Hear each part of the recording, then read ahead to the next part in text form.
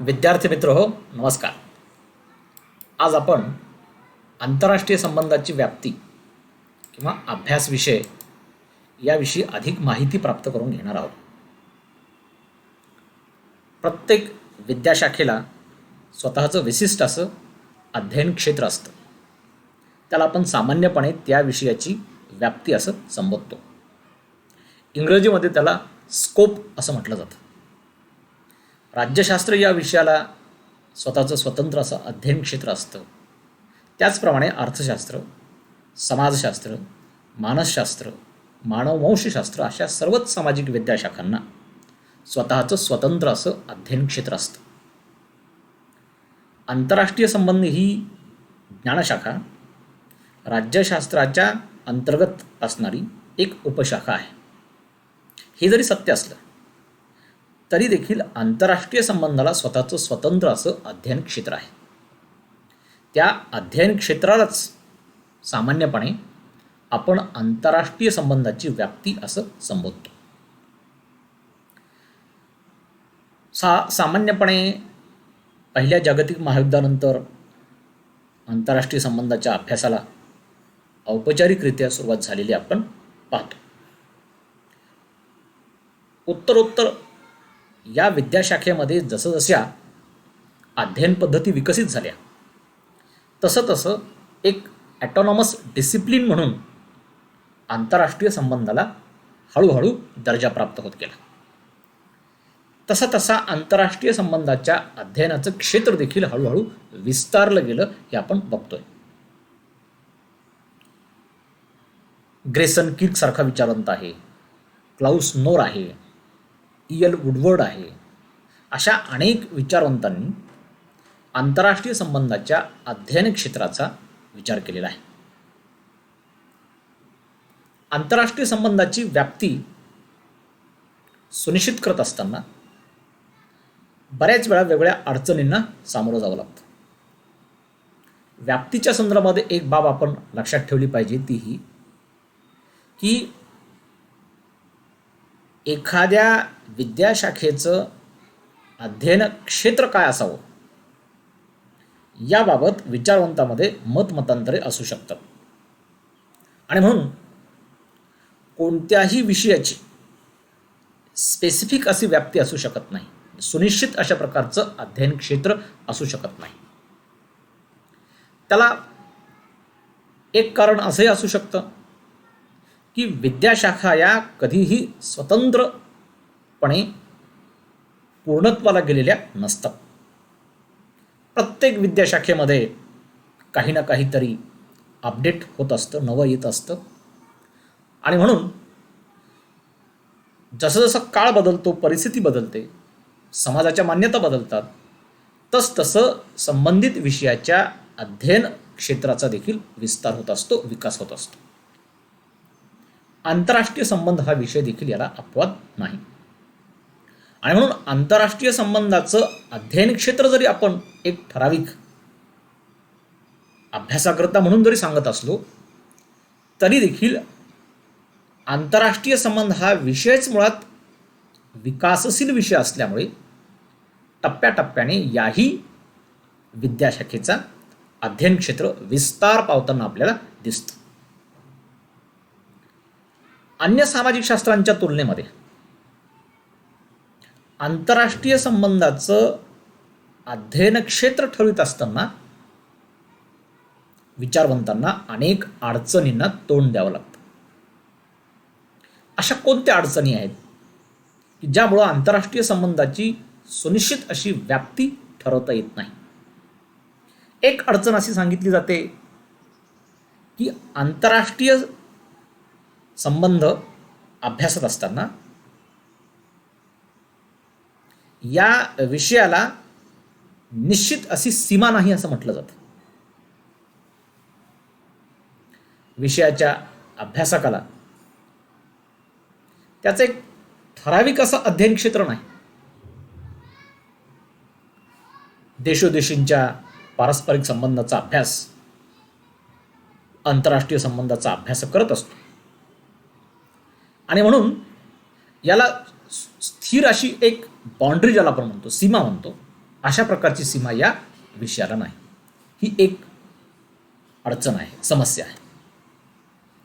दुसरी समस्या व्याप्ती ठरवित असताना निर्माण होते ती अशी की आंतरराष्ट्रीय संबंधाचं विश्लेषण करण्याकरता जी आकडेवारी गोळा केली जाते ती आकडेवारी देखील एकतर विश्वासार्ह असते असं म्हणता येत नाही.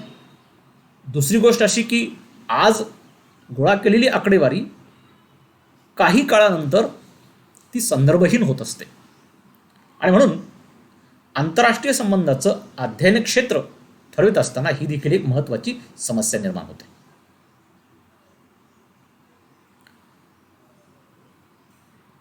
याशिवाय आंतरराष्ट्रीय संबंध याचं अध्ययन क्षेत्र ठरवत असताना अन्यही काही अडथळे आहेत. तंत्र, पद्धती,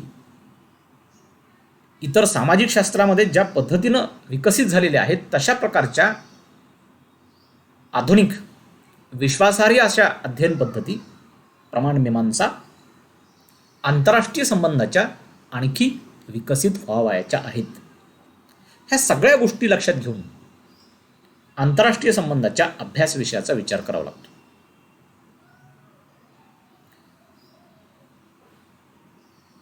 तर मग आंतरराष्ट्रीय संबंधाच्या विचारवंतांनी, अभ्यासकांनी या विषयामध्ये कोणत्या बाबीचा अभ्यास होतो याविषयी जी मतं व्यक्त केलेली आहेत, काही मुद्द्यांमध्ये आपल्याला आता त्याचा विचार करायचा आहे, ज्याला आपण आंतरराष्ट्रीय संबंधाची व्याप्ती किंवा अभ्यास विषय असं म्हणतो. कोणत्या कोणत्या बाबी या विषयामध्ये अभ्यासल्या जातात? पहिला मुद्दा,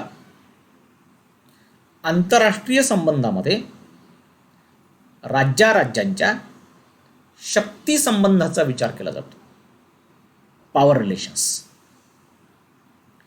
आंतरराष्ट्रीय संबंधाला याकरिताच आंतरराष्ट्रीय राजकारण या नावानं देखील ओळखलं जातं. राष्ट्रराज्यांच्या पारस्परिक शक्ती संबंधाचा विचार आंतरराष्ट्रीय संबंधामध्ये होतो. प्रत्येक राष्ट्राचं सामर्थ्य काही एकसारखं नसतं. सामर्थ्याचा जर विचार केला तर आंतरराष्ट्रीय राजकारणामध्ये काही बलाढ्य सत्ता आहेत, काही मध्यमगत सत्ता आहेत आणि काही लघु सत्ता आहेत. तेव्हा या तीनही प्रकारच्या राष्ट्रराज्यांमध्ये एकाच समपातळीवर अशा प्रकारचे संबंध विकसित होत नसतात. ज्यांचं सामर्थ्य श्रेष्ठ दर्जाचं आहे त्यांना आंतरराष्ट्रीय राजकारणामध्ये त्यांची सौदेबाजी करण्याची जी क्षमता आहे ती अधिक असते आणि म्हणून असे राष्ट्र आपले हितसंबंध याबाबत अत्यंत आग्रही असतात.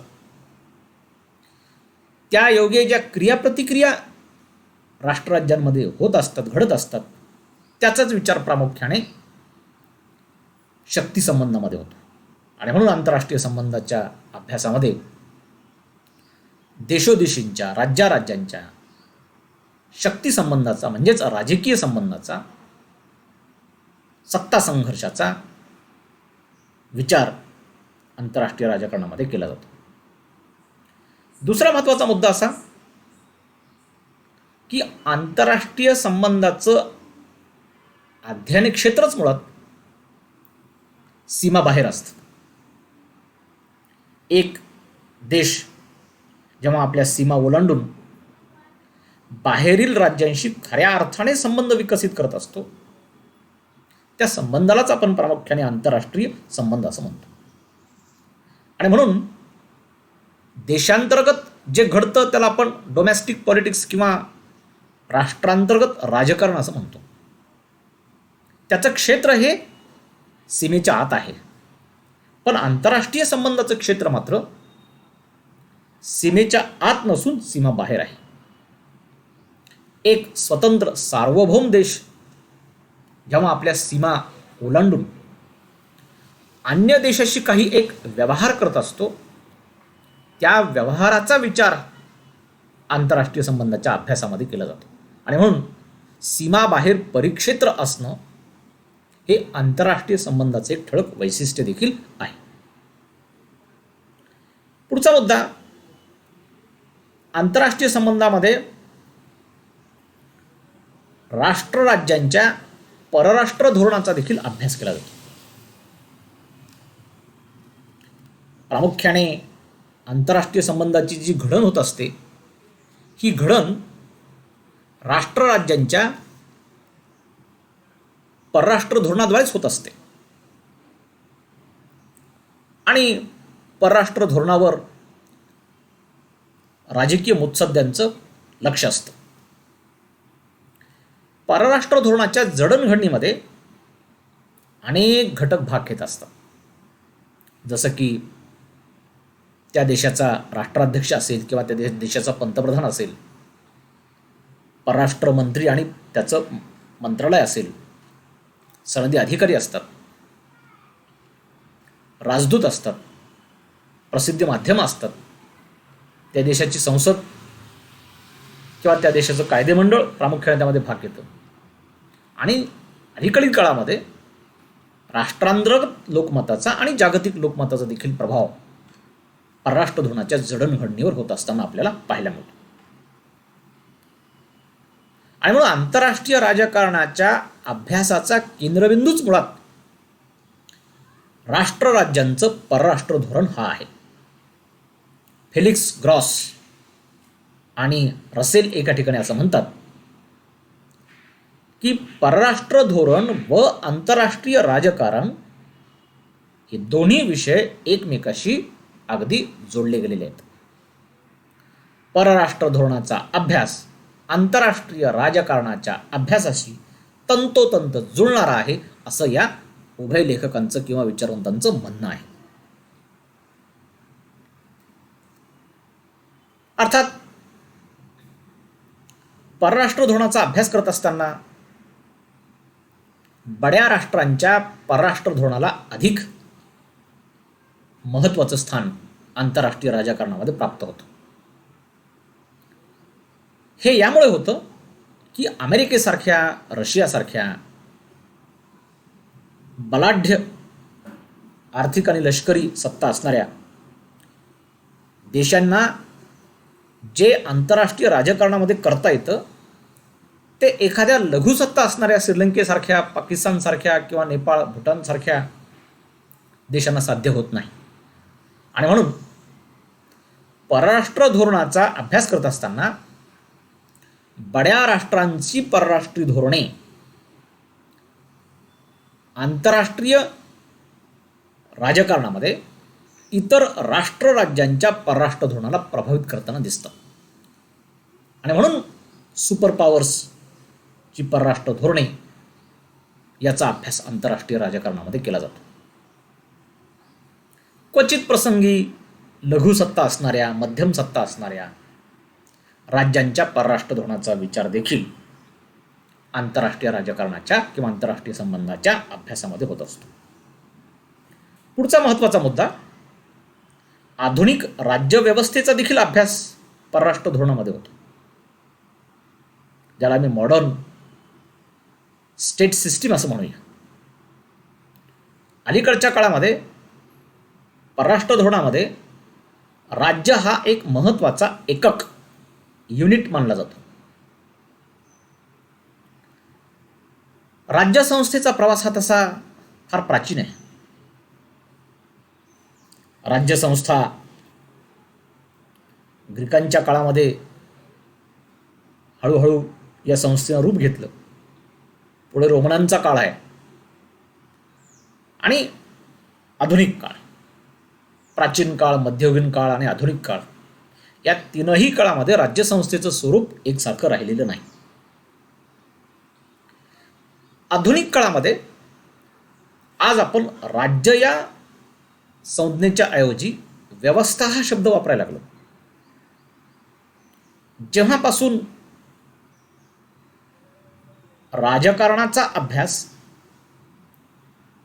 प्रक्रिया या अर्थाने व्हायला लागला, तेव्हापासून राज्य हा शब्द मागे पडत गेला आणि त्याची जागा व्यवस्था या शब्दाने घ्यायला सुरुवात केली. जेम्स रोझेने नावाचा विचारवंत आहे, तो व्यवस्था कशाला म्हणावं याची व्याख्या करतो.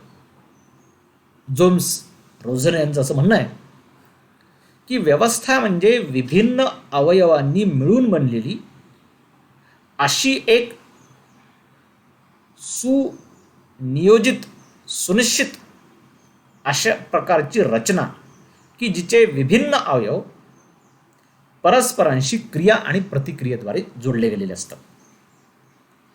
तुम्ही शरीर संस्थेचं उदाहरण डोळ्यासमोर ठेवू शकता. आपल्याला हात, पाय, नाक, कान, डोळे असे वेगवेगळे भिन्न भिन्न अवयव आहेत. या सगळ्यांना मिळून आपण काय म्हणतो? बॉडी असं म्हणतो, शरीर संस्था असं म्हणतो. या शरीर संस्थेच्या केंद्रस्थानी काय आहे? मेंदू आहे. तिथून आदेश सुटत असतात आणि आदेशाची अंमलबजावणी अन्य अवयव करत असतात.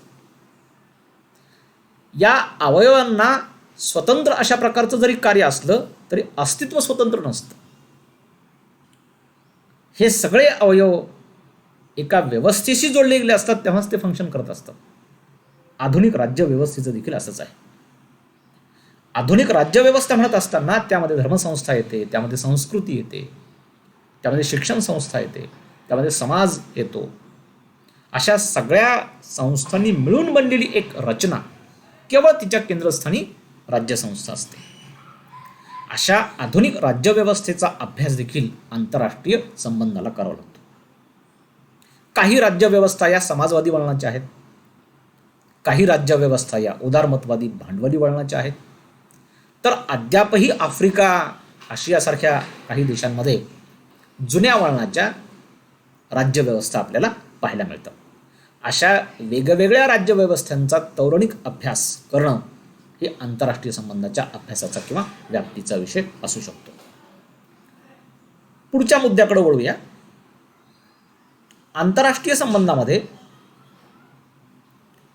राज्यांच्या राष्ट्रहिताचा देखील अभ्यास केला जातो, नॅशनल इंटरेस्ट. आंतरराष्ट्रीय राजकारणाचा उद्देशच मुळी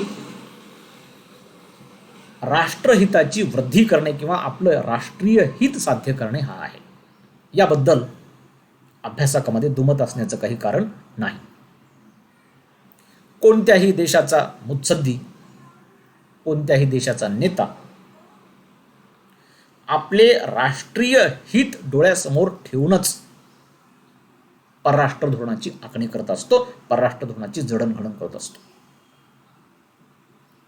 मॉर्गॅन्थॉ सारखा वास्तववादी अभ्यासक असं म्हणतो की राष्ट्रहिताचा विचार हेच प्रामुख्याने जागतिक राजकारणाचे अंतिम व निर्णायक तत्व आहे. जोसेफ फ्रॅकेल सारखा विचारवंत असं म्हणतो की राष्ट्रीय हित ही मुळी परराष्ट्र धोरणातील मूलभूत अशा प्रकारची धारणा आहे. राष्ट्रहिताचा विचार हा आंतरराष्ट्रीय संबंधाच्या केंद्रस्थानी असतो असं म्हटलं तरी चूक ठरू नये. राष्ट्रहित याचे सामान्यपणे दोन प्रकार पडतात. एक तात्कालिक किंवा अल्पमुदतीचे हितसंबंध आणि दुसरं दीर्घकालीन किंवा कायम स्वरूपाचे हितसंबंध. प्रत्येक राष्ट्र परराष्ट्र धोरणाच्या माध्यमातून दोन्ही प्रकारच्या हितसंबंधांचा विचार करत असतं. पुढचा मुद्दा राष्ट्रशक्तीचा विचार. प्रत्येक राष्ट्रराज्याचं सामर्थ्य आता मी म्हटल्याप्रमाणे एकसारखं नसतं.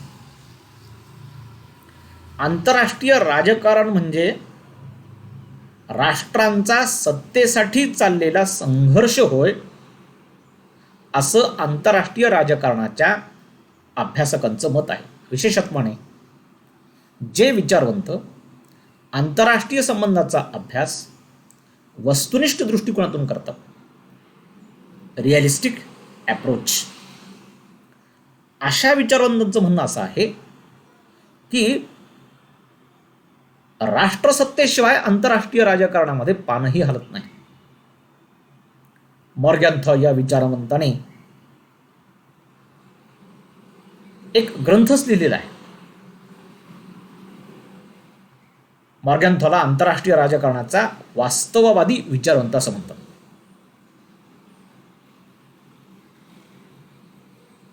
मॉर्गॅन्थॉ असं निरीक्षण नोंदवतात की आंतरराष्ट्रीय राजकारणामध्ये प्रत्येक राष्ट्र सत्ता संपादन करण्याचा प्रयत्न करत असतं. ज्या राष्ट्रांकडे पुरेसं सामर्थ्य आहे, सत्ता आहे, ती आपली सत्ता टिकून ठेवण्याचा प्रयत्न करत असतात.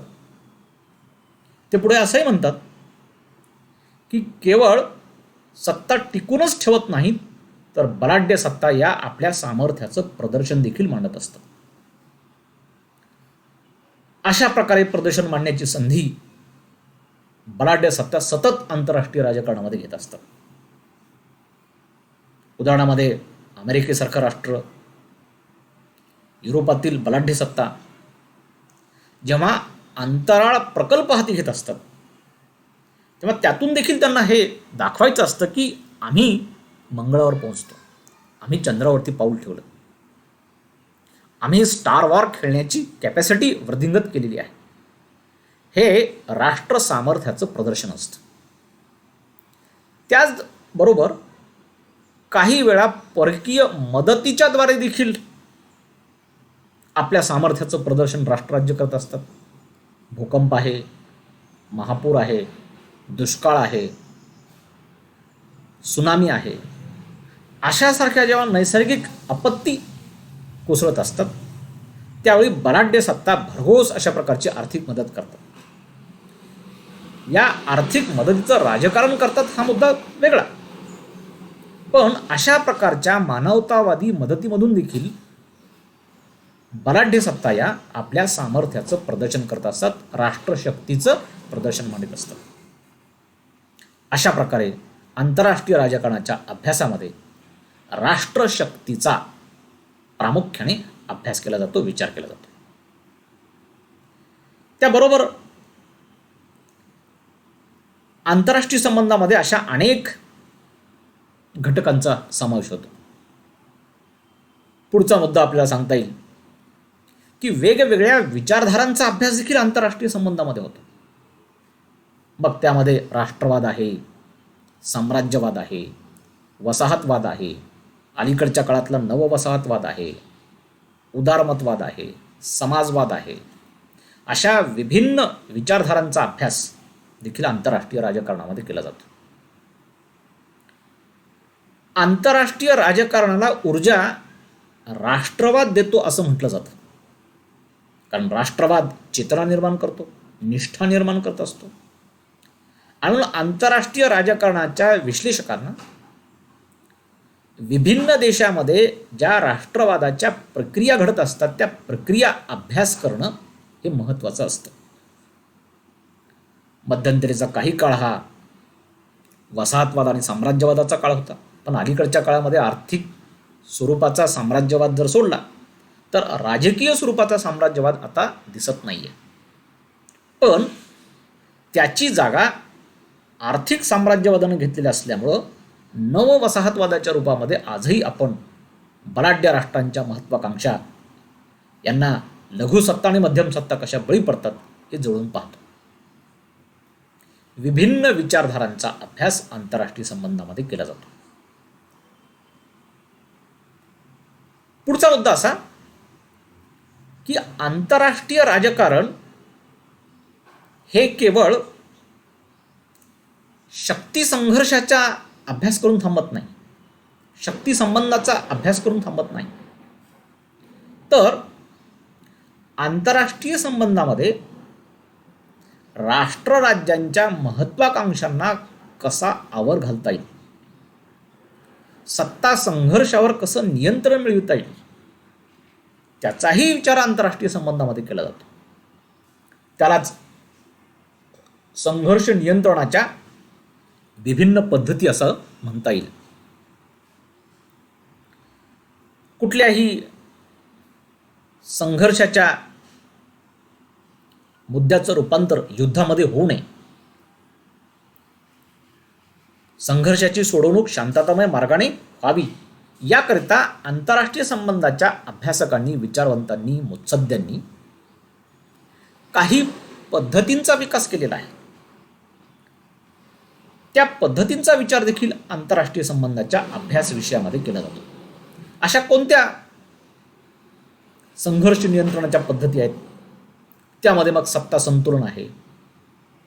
सत्ता संतुलनाद्वारे दोन किंवा अधिक देशांमधील सामर्थ्य संतुलित करण्याचा प्रयत्न केला जातो की ज्या योगे जगामध्ये शांतता टिकून राहील. सामूहिक सुरक्षा आहे. यामध्ये काही राष्ट्रराज्य एकत्रित येऊन एकमेकांना संरक्षणाची हमी देतात, त्याकरता भरीव अशा प्रकारचे प्रयत्न करतात. त्यानंतर निशस्त्रीकरण आहे, शस्त्र नियंत्रण आहे. याही योगे आंतरराष्ट्रीय संबंधामध्ये संघर्षाची व्याप्ती मर्यादित करता येते, जगामध्ये शांतता प्रस्थापित करता येते. अलीकडच्या काळामध्ये राष्ट्रराज्यांचा कल हा शस्त्रीकरणाकडे वाढलेला दिसून येतो आणि म्हणून संयुक्त राष्ट्र संघटना आहे किंवा द्विपक्षीय आणि बहुपक्षीय पातळीवर शस्त्र नियंत्रण आणि निशस्त्रीकरणाचे करार करून देखील जगामध्ये शांतता प्रस्थापित करण्यासाठी पुढाकार घेतला जातो. आंतरराष्ट्रीय कायदा हा देखील एक महत्त्वाचा घटक आहे की ज्यामुळं राष्ट्रराज्यांच्या अवाजवी महत्त्वाकांक्षांना आळा बसतो.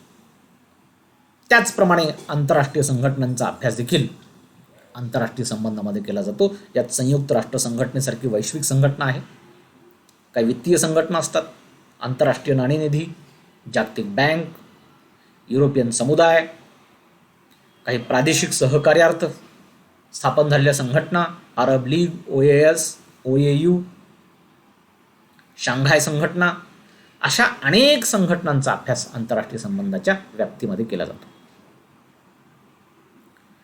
पुढे वळूया. अलीकडे राजकीय नेतृत्वाच्या व्यक्तिमत्वाचा अभ्यास देखील आंतरराष्ट्रीय संबंधामध्ये होतो. जेव्हापासून आंतरराष्ट्रीय संबंधाच्या अभ्यासामध्ये वर्तनवादी सिद्धांताचा विचार केला जात आहे, स्वीकार केला जात आहे, तेव्हापासून आंतरराष्ट्रीय संबंधाच्या अभ्यासामध्ये राजकीय नेतृत्वाच्या व्यक्तिमत्वाचा देखील अभ्यास होतो. हा अभ्यास यासाठी आवश्यक असतो की एखाद्या देशाचा पुढारी विशिष्ट परिस्थितीमध्ये कशा प्रकारचा व्यवहार करेल, कशा पद्धतीनं तो रिॲक्ट होईल, याचा काही एक पूर्व अंदाज आंतरराष्ट्रीय संबंधाच्या अभ्यासकाला याद्वारे नोंदवता येतो. उदाहरणामध्ये ट्रम्पसारखा एखादा आक्रमक शैलीचा नेता विशिष्ट आंतरराष्ट्रीय परिस्थितीमध्ये कशा पद्धतीचं वर्तन करेल याचा पूर्व अंदाज निश्चितपणे आंतरराष्ट्रीय राजकारणाचे अभ्यासक बांधू शकतात. यामुळं राजकीय नेत्यांच्या नेतृत्वाची घडण, त्यांच्या सवयी, त्यांचे आचारविचार, त्यांच्या आवडीनिवडी, त्यांच्या व्यक्तिमत्वाला प्रभावित करणारे घटक हा देखील आंतरराष्ट्रीय संबंधाच्या अभ्यासाचा विषय आहे. पुढचा मुद्दा, जागतिक लोकमताचा देखील अभ्यास आंतरराष्ट्रीय संबंधाच्या मध्ये केला जातो. लोकमतामध्ये फार मोठी ताकद असते, शक्ती असते. आज जवळपास अनेक राष्ट्रराज्यांनी आपल्या परराष्ट्र धोरणाचं मोठ्या प्रमाणावर लोकतांत्रिकरण केलेलं आहे. मग अशा देशांमध्ये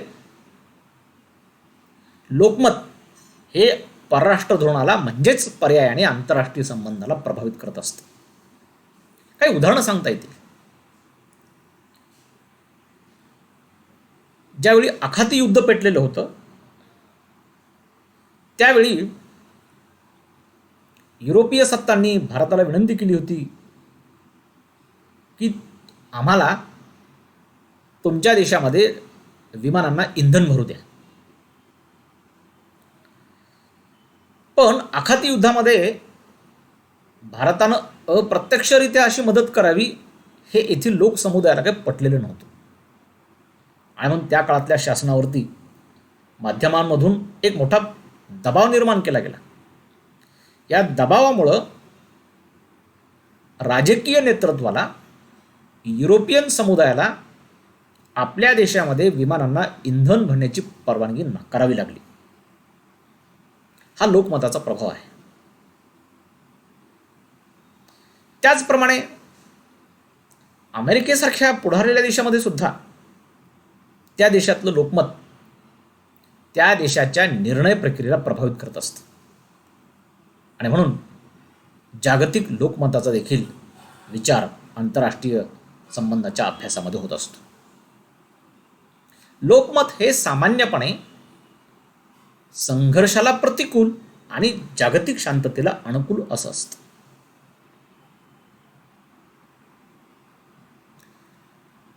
आंतरराष्ट्रीय संबंधाच्या अभ्यासामध्ये ज्या नानाविध घटकांचा विचार केला जातो त्यात युद्ध आणि शांततेच्या प्रयत्नाचा देखील अभ्यास आंतरराष्ट्रीय संबंधामध्ये होतो.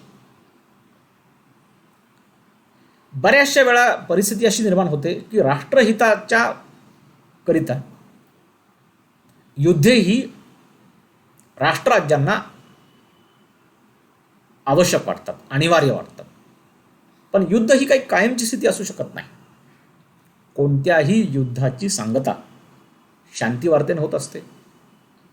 पहिल्या महायुद्धाची सांगता 1918ला शांती वार्तेने झाली, ज्याला मी व्हर्सायचा तह असं म्हणतो. तो संपन्न झाला. पॅरिस शांतता संमेलन झालं. त्यानंतर पहिलं महायुद्ध संपलं. दुसऱ्या महायुद्धाची समाप्ती देखील अशा प्रकारच्या शांती वार्तेनंच झालेली आहे.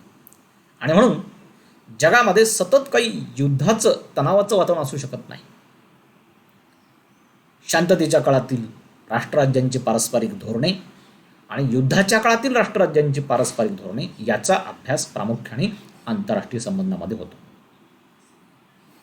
पुढचा मुद्दा फॉरिन एड किंवा ज्याला मी परराष्ट्रीय मदत असं म्हणतो, याचा थोडासा उल्लेख मी मागच्या मुद्द्यांचं विश्लेषण करत असताना केलेला आहे. बलाढ्य सत्ता या मदतीच्या आडून फार मोठं राजकारण खेळत असतात. नैसर्गिक संकटे असतील किंवा मानवनिर्मित संकटे असतील, यावेळी बलाढ्य सत्ता काही लघु आणि मध्यम सत्तांना भरघोस अशा प्रकारची मदत करतात. एरवी शांततेच्या काळामध्ये देखील नानाविध प्रकारची मदत बलाढ्य सत्ता करत असतात. पण या मदतीच्या आडून देखील फार मोठं राजकारण खेळण्याचा प्रयत्न होत असतो. उदाहरण द्यायचं झालं तर अमेरिकेसारखा शक्तिशाली देश जेव्हा भारताला असं म्हणतो की तुम्हाला आमच्याकडनं विज्ञान तंत्रज्ञान या विषयीची काही मदत हवी असेल ती आम्ही देतो, परंतु आम्ही म्हणेल त्याप्रमाणे तुम्हाला व्यवहार करावा लागेल. भारताचा एक महत्वाकांक्षी प्रकल्प होता. इराणमधून नैसर्गिक वायू इंधनाकरता जो लागतो तो भारत आपल्या देशामध्ये आणू इच्छित होता, व्हाया अफगाणिस्तान, पाकिस्तान. पण इराणबरोबर अशा प्रकारचा काही एक करार भारताने करावा अशी अमेरिकेची इच्छा नव्हती. आणि म्हणून अमेरिकेने सरळ सरळ भारताला सांगितलं की आमच्याकडून तुम्हाला मदत हवी असेल तर इराणशी होऊ घातलेला नैसर्गिक वायूचा जो करार आहे तो करार तुम्हाला रद्द करावा लागेल. अशा प्रकारचे दबाव, प्रेशर्स आंतरराष्ट्रीय संबंधामध्ये बलाढ्य सत्ता या इतर देशांवरती लादत असतात. त्याचाही विचार आंतरराष्ट्रीय संबंधाच्या अभ्यासकाला, विद्यार्थ्याला करावा लागतो. आणि म्हणून परराष्ट्रीय मदत हा देखील आंतरराष्ट्रीय संबंधाच्या अभ्यासाचा विषय आहे. वित्तीय संघटनाविषयी देखील मी बोललो. जगामध्ये काही सावकार संघटना आहेत. आंतरराष्ट्रीय नाणेनिधी, जागतिक बँक, युरोपियन युनियन यासारख्या अनेक वित्तीय संघटना देखील राष्ट्रराज्यांच्या परराष्ट्र धोरणाला प्रभावित करत असतात. अशा प्रकारे आंतरराष्ट्रीय संबंधाच्या व्याप्तीचा किंवा अभ्यास विषयाचा विचार करत असताना या नानाविध मुद्द्यांचा विचार आंतरराष्ट्रीय संबंधाच्या अभ्यास विषयामध्ये करावा लागतो. ग्रेसन किर्क नावाच्या अभ्यासकाने, विचारवंताने व्याप्तीबद्दल ही काही महत्त्वाची तत्वे सांगितलेली आहेत. त्याचा उल्लेख मागच्या मुद्द्यांमध्ये आलेला असल्यामुळे मी यावर फारसं बोलत नाही. हे मुद्दे स्क्रीनवरती आपल्यासमोर आहेत. राज्यपद्धतीचे स्वरूप आणि त्याचा उपयोग, राज्यसत्तेवर परिणाम करणारी तत्वे, बड्या राष्ट्रांचे आंतरराष्ट्रीय स्थान व त्याचे परराष्ट्र धोरणे, आंतरराष्ट्रीय संबंधाचा आधुनिक इतिहास आणि स्थिर अशा जागतिक नियमांची रचना याचाही विचार आंतरराष्ट्रीय संबंधाच्या व्याप्तीमध्ये किंवा अभ्यास विषयामध्ये केला जातो. हे आंतरराष्ट्रीय संबंधाचं अध्ययन क्षेत्र आहे. धन्यवाद.